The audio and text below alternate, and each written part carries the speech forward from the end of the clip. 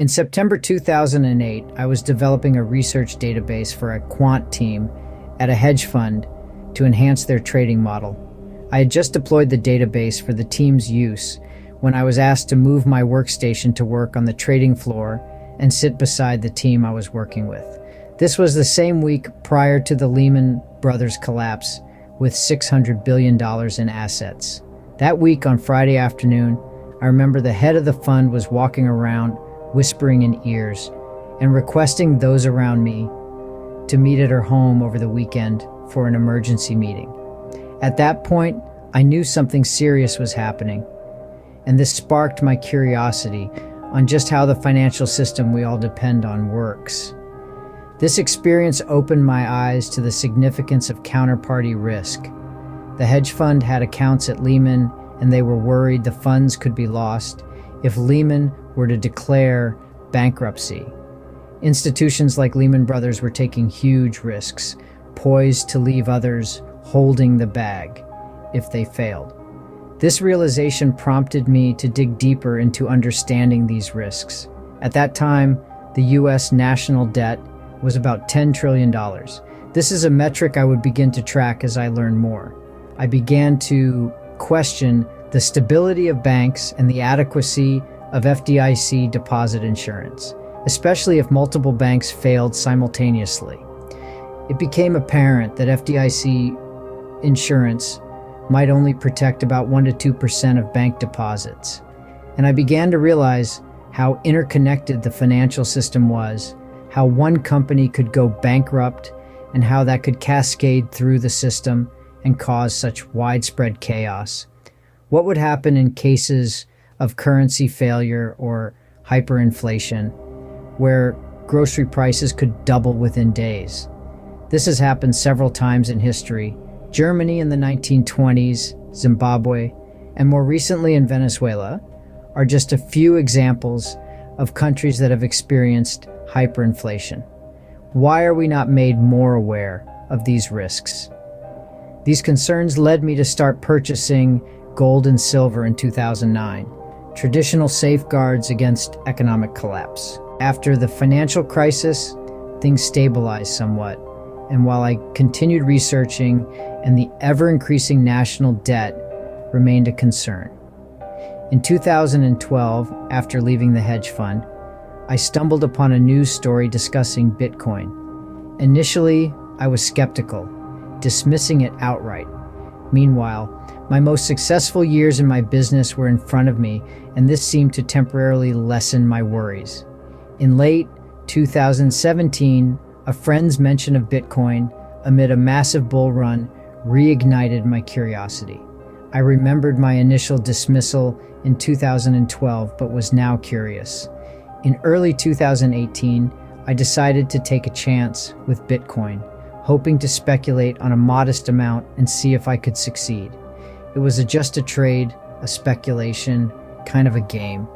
What I didn't expect was that this would drag me down the Bitcoin rabbit hole. As I learned more about Bitcoin, I discovered it was actually created in response to the 2008 financial crisis, the very problem that started me down this path I was on. Bitcoin operates outside the conventional financial system, free from its vulnerabilities, and its issuance is independent of sovereign government currencies. It's crazy that what started as a speculation potentially led me to the solution I was looking for a decade earlier. Sometimes I feel like my life is like a puzzle, a game of connect the dots, where an event occurs and then years later, something happens that ties everything together. It's like it was all planned out and there for me to discover. I began to realize that Bitcoin could be the answer I was looking for to protect my family from the vulnerabilities that I have identified. During 2018, and fast forward through events like the pandemic in 2020, my belief in Bitcoin only strengthened. The pandemic did negatively impact my business, leading to a significant reduction of my income after 2020. I did not pursue the government loans that seemed to be a free-for-all. And so, I was disappointed by the government's random financial handouts, which seemed inequitable considering the large sums of taxes I had paid over the recent years. I remember bumping into someone that I went to high school with. He worked at a medical services company, and I recall him laughing about it all and telling me that his company received millions in handouts.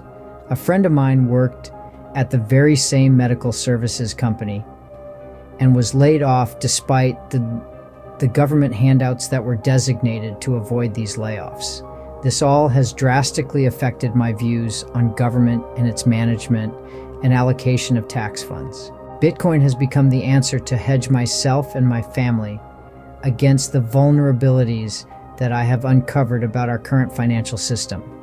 Bitcoin has many superior qualities to other solutions I have considered. Bitcoin is the currency of the internet. It has no borders, no country, no language. Bitcoin is easily transferable worldwide without intermediaries, securely storable, verifiable, and divisible to a finite degree. Its governance is distributed across the globe and has no central authority to be compromised. Bitcoin doesn't care who you are, and you don't need approval from anyone to store value on it. And with close to 20% of the world's population lacking access to banking services, a frequently overlooked advantage of Bitcoin is that it opens access to the unbanked. Bitcoin's issuance is hard capped at 21 million, a feature not matched by gold or any other asset that I have come across. Satoshi and the creators of Bitcoin were ingenious in their implementation, with ideas such as the halving, which lessens the issuance over time and highlights its scarcity, the difficulty adjustment, which allows Bitcoin to survive an almost complete failure of the entire network or to handle additional hash capacity at the same time, and its simplicity for running a node, which allows modest computing power to help govern the protocol. And most importantly, Bitcoin requires no trusted third party to conduct transactions. It's amazing when you think about the foresight that the creators had. It's now April 2024, and the national debt has ballooned to $34 trillion, which is over 3 times what it was in 2008 when Lehman Brothers collapsed. The US is not alone in these debt troubles. It seems that every major country in the world faces the same problems. I believe Bitcoin provides much needed hope in being able to solve the challenges we are facing. My journey with Bitcoin has exposed me to some very intelligent people, and there is a saying I have heard several of them repeat. I think this saying just may be true, and so I will share and leave it with you. It's brief and to the point. Fix the money, fix the world.